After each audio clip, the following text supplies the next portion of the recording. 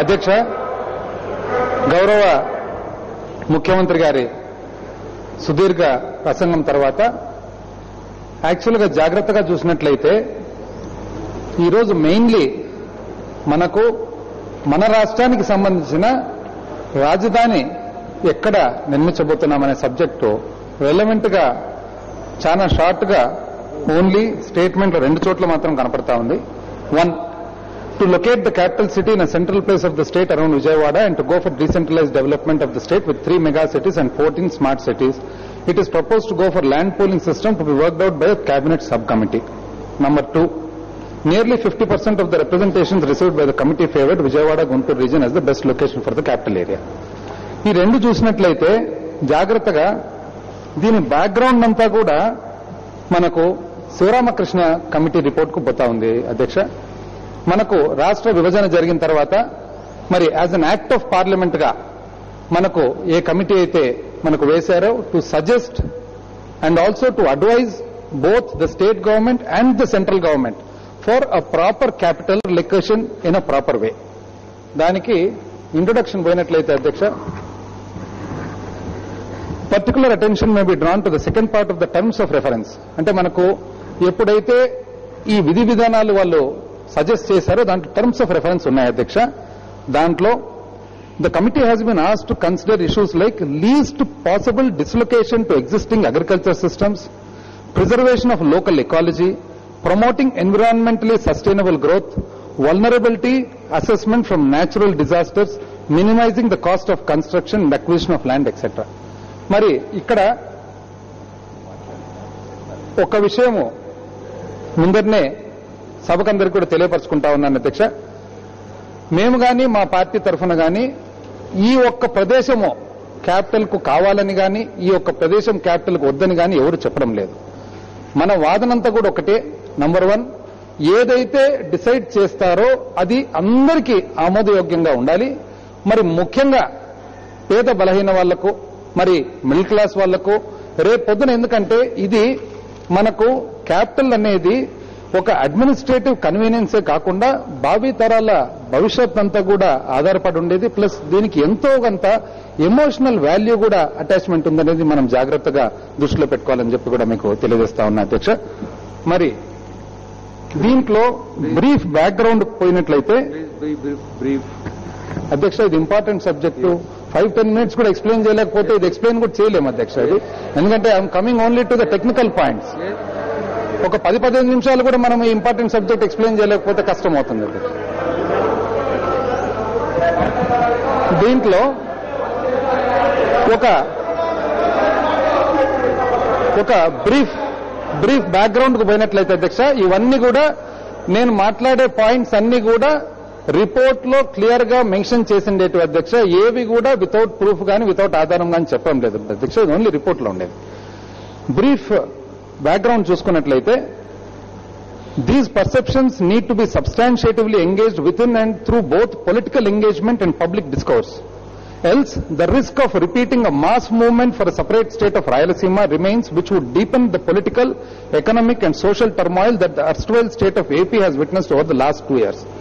ఇక్కడ ఇంత ఇంపార్టెంట్ మరి నిర్ణయం తీసుకునేటప్పుడు ఎంతో కొంత రాష్ట్ర వ్యాప్తంగా కూడా మరి ఇంటెలెక్చువల్స్ అందరూ ఒపీనియన్ తీసుకొని, మరి అదేవిధంగా ఎవరైతే భాగస్వామ్యులు ముఖ్యంగా పబ్లిక్ ఉన్నారో వాళ్ళందరూ ఒపీనియన్, అదేవిధంగా వివిధ జిల్లాల వారిగా వాళ్ళ ఒపీనియన్, మరి ముఖ్యంగా హైయెస్ట్ బాడీ మన లెజిస్లేచర్ ఒపీనియన్ కూడా ఒకసారి తీసుకున్నట్లయితే బాగుండేది. కానీ ఇప్పుడు అందరికి కూడా ఏ విధంగా వస్తా ఉందంటే, unless there is a hidden agenda, ఎందుకు ఇంత స్పీడప్ చేస్తా ఉన్నారు ఈ ప్రాసెస్? ఎందుకంటే మనకు 10 సంవత్సరాల టైం ఉంది కదా అధ్యక్ష అని తెలియజేసుకుంటా ఉన్నాం. మరి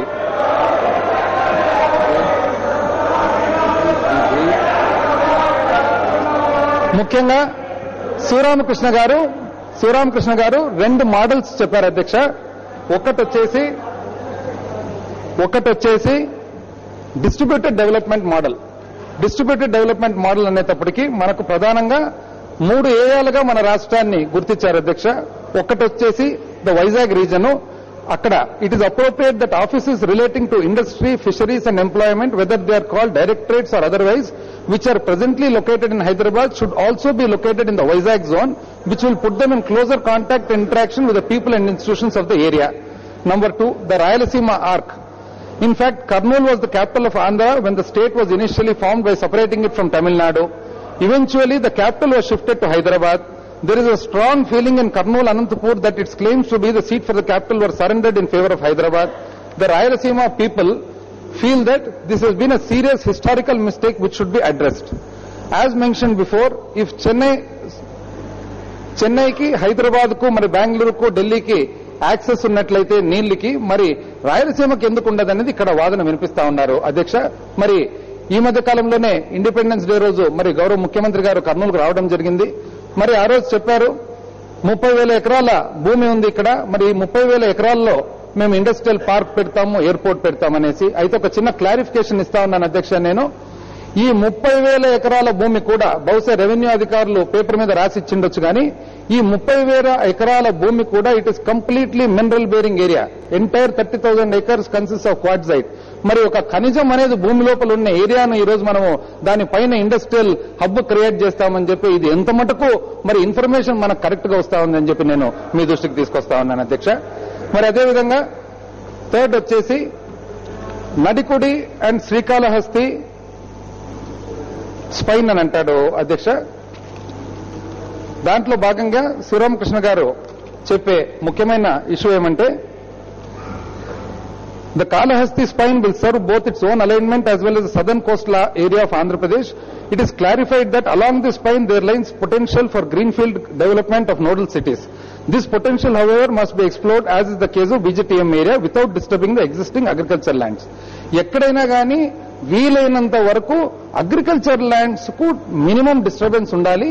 మరి ఎక్కడైనా కానీ మనకు maximum amount of government land అవకాశం ఉండాలని చెప్పి శివరామకృష్ణ గారు చెప్పే సారాంశం అంతా అధ్యక్ష.